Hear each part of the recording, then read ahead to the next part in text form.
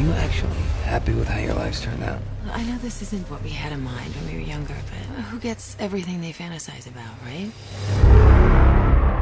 Hey, what do you know about recall? Stay away from them. Don't mess with your mind, man. You seem like you're looking for something. Is it this? You're gonna wish you had 3 hands. I'm looking for recall.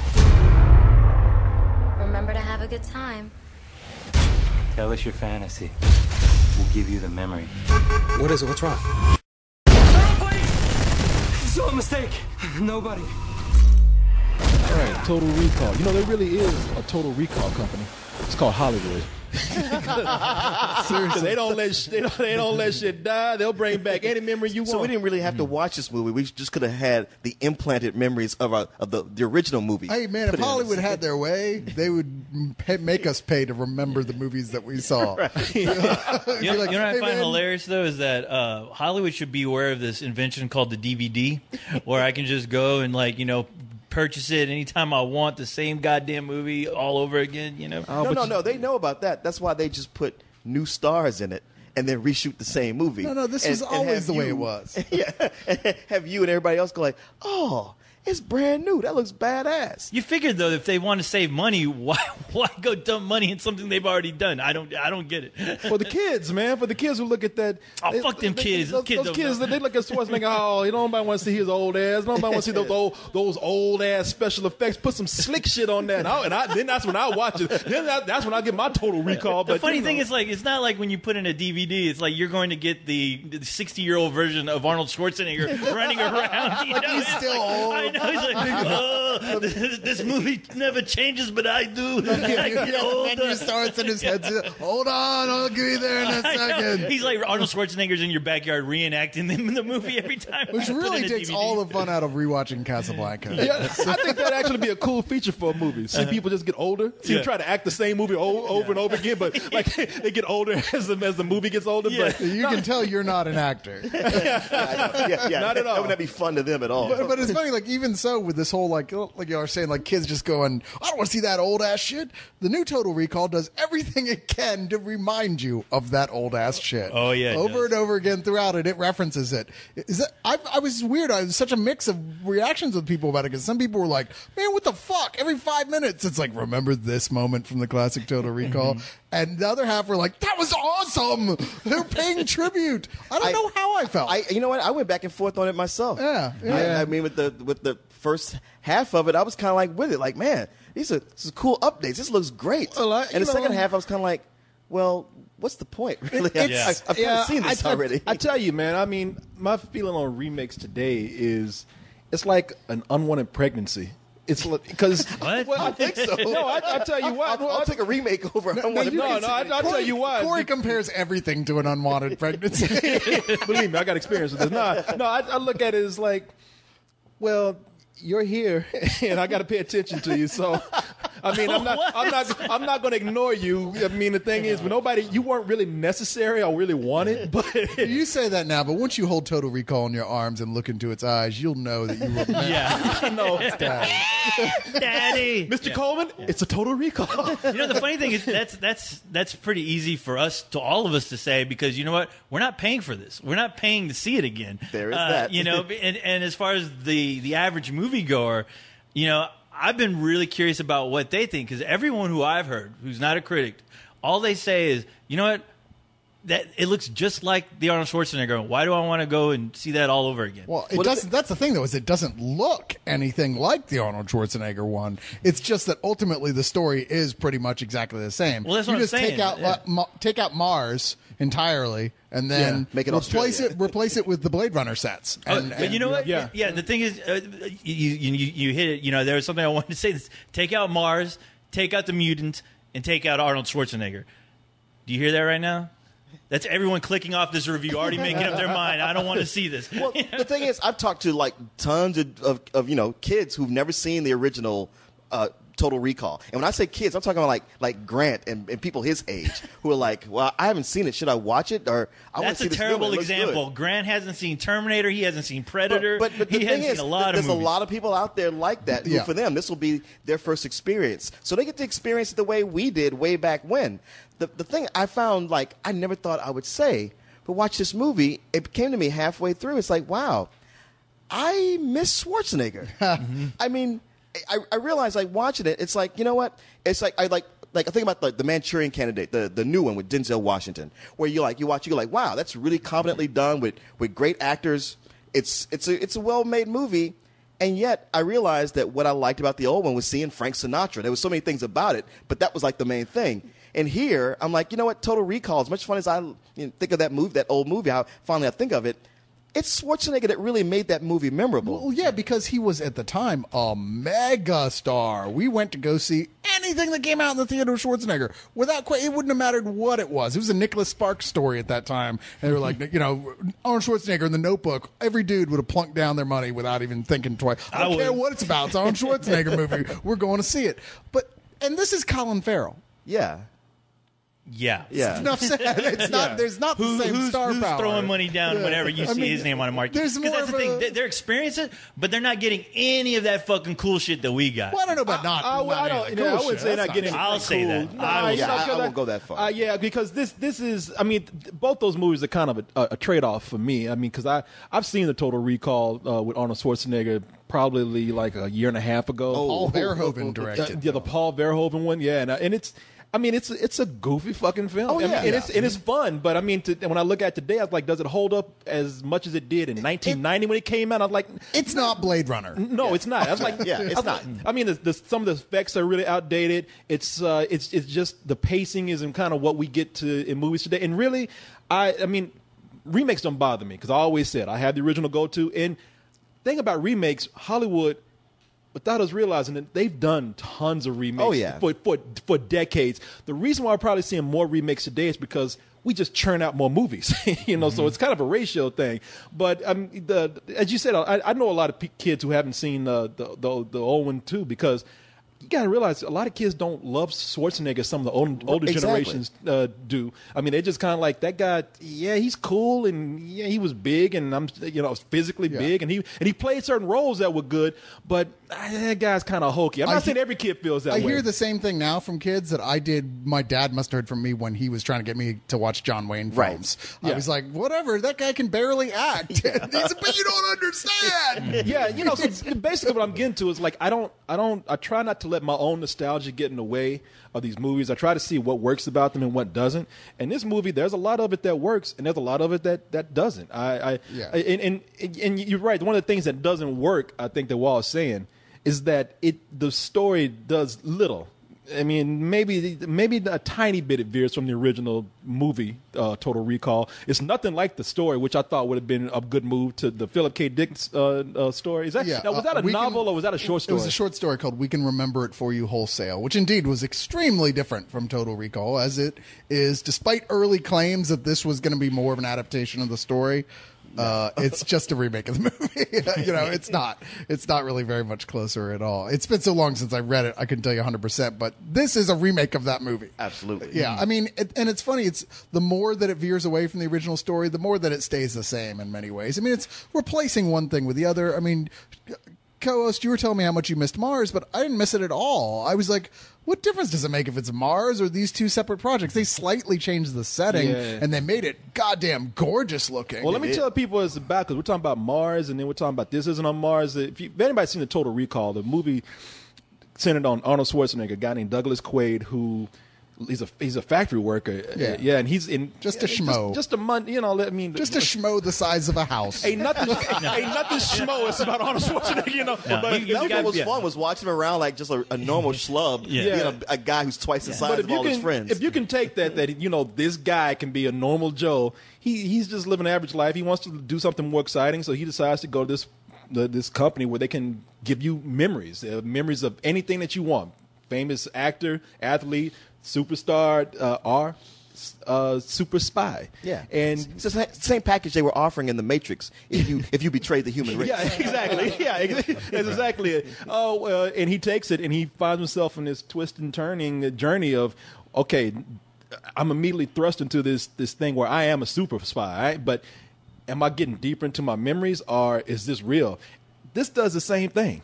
Well, it's the same premise, and it certainly teases that whole idea of like, okay, is this all indeed, did he go into recall? Did he sit there in the chair and this is all the fantasy starting right from where he sat down? Yeah. Or indeed, is it what we saw happen, which is what he thinks happened, which is that they never even got a chance to implant him because it was suddenly shit started coming back. They're like, holy shit, this guy really is a spy. Let's get the fuck out of But here. the thing about the original Total Recall is that he went to Mars to carry out this mission. Yeah. And in this one, this is years in the future where what did they say? Like chemical warfare has made most of the planet uninhabitable. So the there's end of the 21st century, which seemed a little too soon for all the shit in this I think movie, only 2 continents with survived. only 2 continents, Australia and somewhere in Britain, and apparently they can. This is why I didn't get. They can build an elevator shaft to the core of the Earth that'll take you daily between those. When you go, and instead of burning to a crisp, you just get negative gravity, and you just slide right through. I just love that map that they had where it was just a straight line going through the center of the Earth. Yeah. I mean, just like pretty much separating the Earth. And just like, how does this work again? Have you guys ever thought that maybe what fucked up everything else wasn't the chemical warfare, but drilling a giant hole I through know. the center of the I kept on planet? saying to myself, okay, where is that movie? That's what I want to see. Not this. Damn, when you talk about digging to China, you ain't lying. I want to see those workers. How the fuck they do that? I mean, I thought that was just a fucking dumbass point of the movie. Well, it's funny because at the time I was like, oh, okay, they decided not to go with Mars because that's too implausible. Let's see what they do instead. Oh, maybe we should go back to Mars. Yeah, that would have been a better idea to go back to Mars. But anyway, I have to agree with you, Cyrus. The world that they create here, it's very implausible. But the design of this, because the biggest in this future, the biggest commodity is just space because overpopulation is taking over. Not outer space, but places to live. Yeah, I'm sorry. Real estate. Real estate. Yeah, personal space. You stepping on my foot. Goddamn it, move over. I can't. I live here. Got to get me some elbow room. Yeah, but then it's almost like you have. I mean, I thought it was that was pretty ingenious the way they showed that the overcrowding because they had motherfuckers just living wherever they could. People built homes under stuff. I mean, you had homes cascading like stalactites. Yeah, or or what do you call barnacles and shit? Barnacles, growing under we're bridges. just- At this People point, we're- living on top of people, on top of animals, on top of people. We really are a virus at this point. We're just growing off of stuff. I don't know. I imagine people from Japan will watch that and go, "Wow, I wish I had that much space." You know, exactly. Like, any slums, you're like, you know what? These people still got it very nice. I mean, everything is really nicely lit. But the problem you don't is see people complaining. The problem is that white people were living like that for this. That's insane. I can never believe in a that's the future problem. that dark. Yeah. That's Maybe they should have impossible. emphasized that more because I know they kept, the movie kept on letting you know that people were being oppressed and everyone was pissed off. And I was like, well, I'm not getting a sense of any of that. Anything that the movie was telling me, I did. I did not feel it at all. I never saw people complaining. I never saw people in the streets.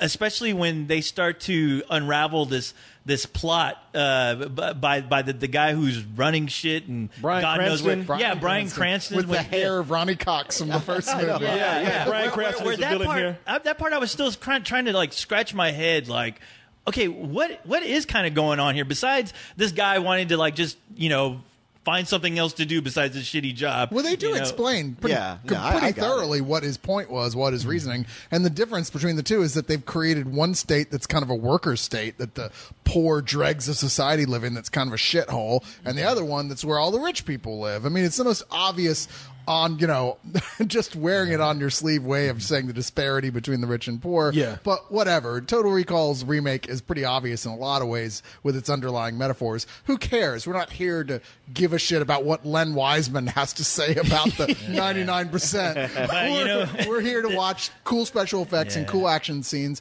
And I had hoped for more of an interesting twist on the original story. And if there's any way this new Total Recall lets us down, I think it's that. Well, that's the biggest problem. You say, we shouldn't care about anything. It's all about special effects, where I was really trying to find something to like about this Colin Farrell's character, where I was like, man, why do I just not care about anyone in this movie right now? Especially when they throw in a Jessica Biel, where she just kind of randomly like almost hits the guy and she's like, come with me if you want to live. And I'm like, okay, well, how does that make any sense? But when they start to go on their, little journey, she starts unraveling more of the plot, how, we need to get to this guy. I just kept on going, wow, why do I still not care? Like, what is the point of this movie? I can see not being emotionally involved, but I mean, I understood what was going on and her point in the film. I just, like I said, he's not a terribly likable guy in this film overall. They don't give him quite the charm that Schwarzenegger had in the first one. But I think that's partially because this film is going for more of a, this is a serious sci-fi film veneer. And the original was like tongue-in-cheek, kind of laughing at itself, having more fun. Yeah, it's what Paul Verhoeven does well. Yeah. And I don't know. I mean, I feel like if I was tasked with doing a remake of Total Recall, something that's so iconic, I would go like, okay, well, I want to make it more serious and give it a darker tone and maybe pull in some Blade Runner elements. I mean, looking at it, I was like, you know what? I can't fault him for much of what he's done here. And yet that sense of fun, which I was like, oh, hey, I'll put it off. I don't need that for this movie. I was like, I do wish I had that. I know what you're saying about Colin Farrell because we don't really get to know his character that well. So when shit's happening, you know, I was kind of into it at first just because it's just kind of interesting. Okay, this kind of story, you know, the guy doesn't know what's going to go on, what's happening. And he's able to take out a bunch of guys. It's just like I said, came that midpoint when I realized I'm like, okay, I really did need some character stuff to hold on to it because I've seen all the action and it's awesome. I love all the action pieces. I love the effects. I love the design, the way they built that world. But there comes that halfway point where I'm like, I needed something else to anchor me here. Well, he doesn't even. My focus is drifting. I would tell you that you got your main good guy, Colin Farrell, and then you got your main bad guy, Bryan Cranston, and they're thrusting their stories. Well, Colin Farrell is thrusting his story so fast you don't get to know him. Bryan Cranston is just I'm evil bad guy, and there's nothing beyond him on that point. He's like a figurehead guy. But Really, they should have given him a twirly mustache. Because the real exactly, bad guy here isn't him. He's just like I said. He's like the story's symbolic bad guy. The real bad guy is his implanted wife, Kate Beckinsale. Well, I was going to say the characters that I like the most are. First of all, is it racist that I can't tell Jessica Biel and Kate Beckinsale apart sometimes? When I saw the trailers for this movie, I don't know if racist is the word. Yeah, I don't think racist, just not being able to tell them apart. Or that Len Wiseman has a type. I mean, in the trailer, I forgot that there were two different people in this movie. Yeah, Len Wiseman, by the way, he directed 2 underwear movies and 3 actually. Did he do 3? He just didn't do the 4th one. He did the Lycan one. Did he do that? Okay, Yeah. all right. And then didn't he do a Die Hard movie? Yes, he did. He did the fourth Die Hard. Yeah. So he doesn't really have a whole tight grip on story. But the characters I did like, I really thought Kate Beckinsale was a cool ass, cold hearted bitch in this movie. He made you look like a fool. He'd had major tactical training, sir. I wasn't made aware of that. How the hell did he get activated? An agent in place told me he'd gone to recall. I sent a team in, but his memory implant had been blown before they could get to him. He's clearly regaining some memory fragments. I'm 15 minutes behind him. No lethal force. I want him alive. Do you understand? Who the hell is this guy, sir? Take me off display. And I thought her fight scenes were pretty incredible. And They were. Yeah, and I mean, I thought as a villain, Bryan Cranston, where he was just kind of just a typical villain, she was too, but she played it with where you just felt the hatred for Colin Farrell, especially when they would start out the movie as husband and wife. And I thought she flipped that really well. But the guy I was really impressed with is a guy we haven't seen in a while, just mainly because I think people can't say his name half the time. Is Bokeem Woodbine? Bokeem Woodbine. I was like, man, is that something you can get a cream for? Is that an instrument you play? It's funny because a guy with such a unique name, you think you see him all the time, but Who is that? Who are you guys talking about? He was the guy who was his best friend. Yeah. You guys liked him? The bald black. Well, the thing that was interesting about him was like in the original movie, the guy playing that role went out totally like a bitch. Like Yeah, he early did. on, he's Yeah. like, "Boom, you're gone." What? And here they kind of gave him a much bigger comeback role. That was like, that was something that Sharon Stone did in the original. Yeah. movie. Right. Even though I thought his acting was pretty terrible with when he confronted Will Ferrell, I was like, you're not selling this. I thought he was actually pretty Colin good in Farrell. that The scene. funny thing is about that Colin guy, Farrell. he's got such a unique look and a unique voice. But I've noticed that in a lot of things, I'm like, wow, he's not really that good of an actor. He just has a presence. He has charisma. He has a and charisma goes a long way. It does. Maybe It that's does. what I'm thinking. He's got a cool name. I enjoyed him in this movie. I thought he was. He was in it for a short period. But that's the thing. He's in it for a short period, and for a movie where everybody's just doing their job, whizzing about. I mean, he's the one that just seemed to really have a personality. But it's hard to even judge a film like this based on its acting because there's very few opportunities for anyone to act. True. The whole movie is really just a series of set pieces and action scenes with small portions in between where they cram in as much exposition as they can into like a minute or two, and then they go, okay, back to the action. And the action scenes on the whole are pretty fucking badass. It's unfortunate that every time they stop to talk, you want to fall asleep. That was the only thing that was keeping me invested. Where a few of the action scenes were great. Even though I didn't care for the car scene. I know that's probably like the biggest set piece, but my problem was all the vehicles looked exactly alike. So half the time I was even trying to figure out who's chasing who here. It kind of reminded me of The Matrix, to where the special effects of that scene didn't have the weight for me to really buy into it, because I was like, this looks like a great Xbox game right now. I wish I could play this. It was one of those situations. But, the things that stuck out were the action scenes, especially, because all of them are mostly dealing with Kate Beckinsale doing her best T-1000 impersonation, which she did a great job at. I mean, she is a really she's badass to look at when she's fighting, because she sells it. But that's all I was really getting, and I think the reason why I wasn't really getting invested in this movie was because if you look back at that Verhoeven one, is that he gave you plenty of eye candy. He gave you plenty of like outrageous moments in that movie to kind of distract you from the main story, which is pretty silly within itself. It's like an overcomplicated story. And here, without that, I paid more attention to the overcomplicated story, trying to work it out in my head. And it got really annoying when at the end it just turned into a sequel to iRobot. I'm like, okay, this is your master plan. It's another one of those movies where the master plan is just stupid. There was a lot of iRobot moments in the last reel. So it's like, as well as they're even trying to recall Star Wars, because the whole all the troops, identical looking troops, all dressed in white, white and black. And also they fired thousands of rounds and couldn't hit him. It was like, God damn, this really is a Schwarzenegger movie where the hero has a personal force field. And for badass, for badass, Kate Beckinsale looks incredible, but all I thought during the entire movie is like, wow, I would have loved to have seen this chick at target practice and see her instructor get so fucking frustrated with her because she can't even fucking hit the wall. It's like she's spraying her gun like she's fucking watering her roses. I'm like, will you fucking hit something, please? It's like I would love to see somebody like get a compilation of every fight scene in this movie where she's spraying her gun to see how long that actually lasts before she hits. Clearly, when Bryan Cranston was budgeting, making out the budget for that his personal army, when it came to marksmanship and target practice, something had to go. Yeah, he was like, well, we don't have to spend a lot of money on this. Especially the climax or your last reel, third act, whatever. That is so routine. But I mean, the movie, it keeps those moments very small. And the action. I'm with you guys. The action in this is incredible. I was really blown away by, even right down to like when they had that car chase, Coast. I remember the one that we saw in that movie, was it Lockdown? Yeah. And how fake that looked, and how and just how they made it move so fast that I thought, man, it's amazing. It's too bad that they didn't make this a lot better, because they had the speed to make this pretty exciting, but the whole thing just looked so phony. I thought we were going to have the same case here, but there's a scene where they're on a freeway with floating cars, and it's really intense when Colin Farrell gets thrown into the middle of traffic, and he looks like he's going to get his head taken off at any moment.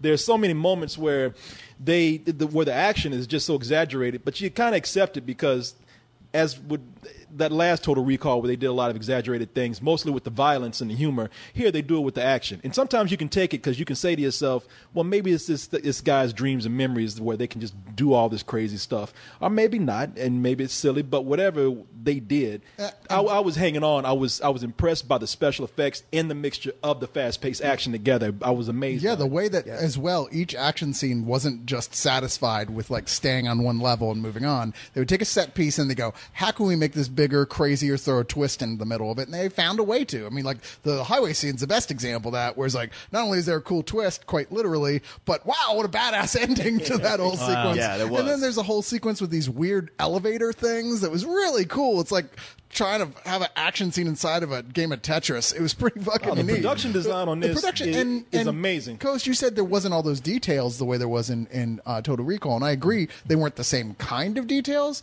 but I thought in many ways there was much more detail here. I mean, every tiny bit of this world has neat little unique things about it. There's so much shit going on in every frame. I was like, wow, I just want to go frame by frame through this to look at all the little stuff. I was that's impressed by built that too. into Because I've it. been seeing a lot of movies where it's supposed to be a city and it's barely populated. It's like, Yeah. man, you guys aren't pulling this together. But this was like Megalocalypse. Like I expect to see Judge Dredd and Batman Beyond walking around. It's like it's Minority Report roided up, man. I mean, It really is. It's a Philip K. Dick special because you got Blade Runner and Minority Report All crammed into one. crammed into one movie. Virginia Dick for you. Yeah. But but the thing I really wish, because I know you guys were talking about the action at the end of this, and I really wish I was on the same page because I didn't feel that. I mean, it did, like you mentioned Minority Report. Every scene felt to me like when you see Tom Cruise, in that car factory, like out, he's dodging shit coming at him constantly, just like C-3PO was dodging like robot arms when they were in that factory. That's the kind of same action I got out of this, to where it's just people avoiding shit, to hit them. And also the idea that what if this is Recall? I did think about that too, to where, even if somebody dies, maybe they're not dead. That's probably why I didn't feel like there's no threat there. Like I wasn't worried about these people for a single second. Yeah, I don't know. It's beautiful. Don't get me wrong. No, I'm It's not saying no. Well, I mean, beautiful to look at. It's a cold beauty, and I agree with you in that sense that ultimately you don't really care about so much for these characters. The movie is, and this goes back to where we started, it's lucky enough to have a chance to be able to reference the original film that keeps you going somewhat through some of the plot sequences, as there's lots of moments to go, that's kind of a funny take on what they did in the original. I wonder if it wasn't for those things and that connection to the original, if I wouldn't have been more bored by it. I wish they had taken away those nods. I mean, but not all of them. There's a couple of them where I thought, man, that was a clever nod to the original Total Recall, and then some of them seem like, well, we're just putting it in here because we feel like we have to. Can I tell you the scene I hated the most out of this movie? Okay, will Can you guess? For anybody? Can you guess? No, I can. No, because they've already shown it in the trailer. They don't show it, but Is it where they go it's to the the tit security? scene. It's, Get no, ready no, for a no. big surprise? It's the three-titted girl scene. Why'd you hate that? Yeah. Oh, because it felt so goddamn forced. It felt so forced to me, to where it just a chick that just came over. Hey, looking for these? Oh, you don't have. And I just felt That's like exactly what happened in the original film. Well, okay. Well, let me tell you why it worked in that original film. Because in that original film, you're introduced to mutants. You're introduced to people who all kinds of deformities. So when that chick came out, it was like, oh wow. Hey man, I completely agree with you there. Well, see, I you do? would stop you guys on that right before they show that. They show a guy getting a tattoo that's all LED. Well, that's fine. But I also see this movie is in a position where it's damned if it does and damned if it doesn't. Because before it even came out, I heard so many people going like, "Man, if it don't have a girl with 3 tits in it, it ain't a real Total Recall movie." Well, let me put it And this way. it's such a throwaway scene they put in there for like, hey. Here you go. It made But that's me why I laugh. hated it. made That's me why I laugh to hated see it. I Because it tell was you thrown away. what, because I'm with both you guys. Now, I felt like when they came up and did that in the movie, there is a girl who comes up and takes off her shirt, and she's got 3 breasts, 3 titties just sticking on out there. And you she were comes already in- calculating the possibilities. Well, You know you were. She came in and she was gone, and I thought, okay, that seemed like you said, a little forced. That really served no purpose except to say, all right, is everybody happy? We put the 3 titty girl in there. I didn't like it so much as they put it in there, but I also did like they put it in there because I tell you something. You know what this movie's rated? What's that? R? No, this movie's PG-13. Oh. So apparently you can't put 2 titties in a movie because you get an R rating for that. But if you put 3 titties in a movie, that means you get a PG-13. That's a good point. I'm thinking, well, shit, if I put 5 titties in a movie, do I get like a G rating? I'm all for it, man. They should let David Cronenberg make these films because Oh, he'll put a vagina like anywhere. I'm They'll just lower the rating. Like Disney apparently. can make titties the movie I now, as know. long as a girl got like Oh 6 God, titties in my it. dream is going to come true finally. Yeah, exactly. A Disney film I can be proud of and actually own on my shelf. Pixar's titties, man. You know, There you go. Pixar's titties. Yeah, you can do it now, man. Titty. But I tell you, I agree. There's nothing really. It's just Coles and I were talking about this earlier. It's just a summer movie. It's just a fun summer movie. You're not going to walk out with anything too deep. The story's not going to wow you. But damn, those special effects are worth seeing on the big screen. And I think that this is one of those movies where most likely, if this was a Michael Bay movie, there would have been too many stupid things in there. Oh, absolutely. But this is one where they said, all right, maybe we don't have a deep story, but we're going to take the stupidity of a Michael Bay movie out and give you the special effects that you're used to seeing there, so you don't have to feel insulted when you walk out of this. I give it a matinee. It's a fun film. Yeah, I'm right there. It's that kind of perfect summer film. Like when you go to a summer blockbuster, you want to see a lot of nonstop action and great special effects. And I think it delivers on that. The quotient of things that are genuinely stupid, I think, is small. I think it's probably the best movie that Len Wiseman has made. I like it much better than any of the Underworld movies. And yeah, if you're a fan of the original, there'll be plenty of things where you go like, pfft, they didn't pull it off. And it needed the humor. It needed the fun for it to attach with me. But for what it was, at least for the first half, I really, really enjoyed it. The second half was just okay. But I'm a matinee. You know, it's funny, like, a lot of people went into this with really high expectations because they wanted this to be the big surprise of the summer. But I started looking at it, I was like, okay, this is by Len Wiseman, first off. Yeah. I like Len Wiseman. I do. Even if I would call myself somewhat of a fan. But I know what I'm getting with Len Wiseman product, right? And that right there, you're like, expectations 25% down.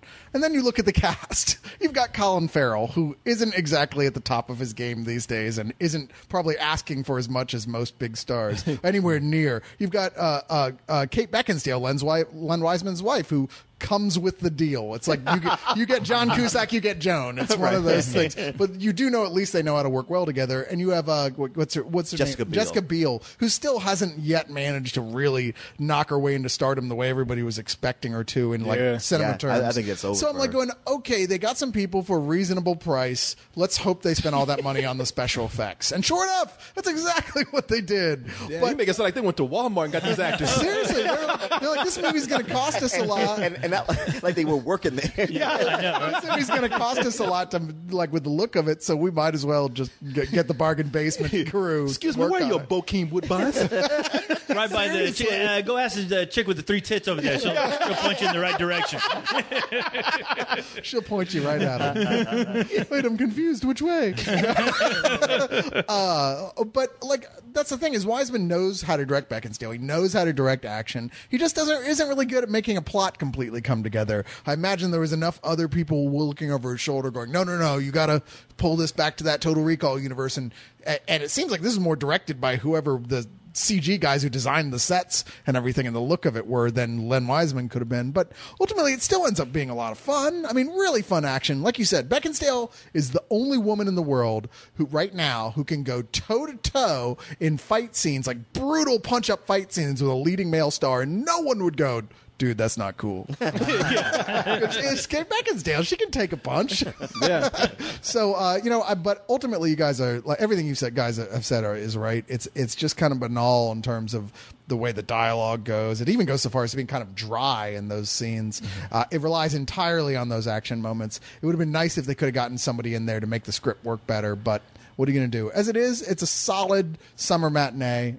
It's just a shame it couldn't have been more than that. Yeah. No, I mean, I agree with you guys. The thing is, where I was on your level when I left the theater, when I started to drive away, and the more I was just thinking about the movie, it broke it down a notch because there wasn't that fun aspect. You know, as far as if you're going to go all the way out, to do a Total Recall movie, especially if you're calling back small details like the mutant chick, if she's the only mutant chick, why don't you just add more to the table? I mean, why not? It's a buffet. Fucking add the goddamn steaks and the lobsters and everything else if you want to give people, what they came for. I don't see why you would want to take that out.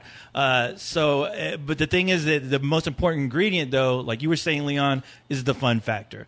I was really trying to have fun, but just like I said before, the overcomplicated story with this guy trying to figure out who he is, and like an hour and a half into the movie, he's still trying to figure out who the fuck he is. Where I'm like, I don't even know who the fuck you are, so why do I even Don't they care? do that original? Why am I invested? It's the same story as the original film. But you know what? Like I said, the original had Schwarzenegger, so I didn't give a shit. This Colin Farrell is not Schwarzenegger. He is not Schwarzenegger. He does not have that on-screen charisma. I've never seen this guy as a leading man ever. He always seems like that asshole from fucking Daredevil to me. That's how I always picture him. And maybe that's my fault. But, besides Kate Beckinsale being the only thing really fun about this movie, I mean, I gotta break it down to just a rental. I mean, sure, it looks pretty, but you know what? It's gonna look gorgeous on Blu-ray when you're watching on your big ass screen TV. I mean, seeing it at a matinee, sure, but I wasn't having fun with it. I just didn't care. At the end of it all, I did not care. Just a rental, really? Yeah. It's like, you know what? It's a notch. It's a tiny bit notch above the Lockdown movie or Lockout, whatever the fuck it was called. It kind of felt like it could have been in that same universe almost. Hey, co-host. You know? Screw! No. Yeah, how about this? How about would you raise your rating if they come out with a director's cut where at the very end of the movie, Schwarzenegger wakes up and realize, and the whole time he's been Colin Farrell, and he just kills everybody in the room. You make me Colin Farrell? I wasted my money on this? I had no acting career. I had no charisma. What the hell is this total bullshit? Colin Farrell's like, hey, man, I got 10 kids to feed. Not really hit. They're still back at recall, strapped to a chair. He's lying. Shoot her. This is not a delusion. Kill her, damn it. Shoot! How did he get activated? I want him alive. Tell me what's going on. I'm just trying to recover what's in your head. You're gonna need your seatbelt on!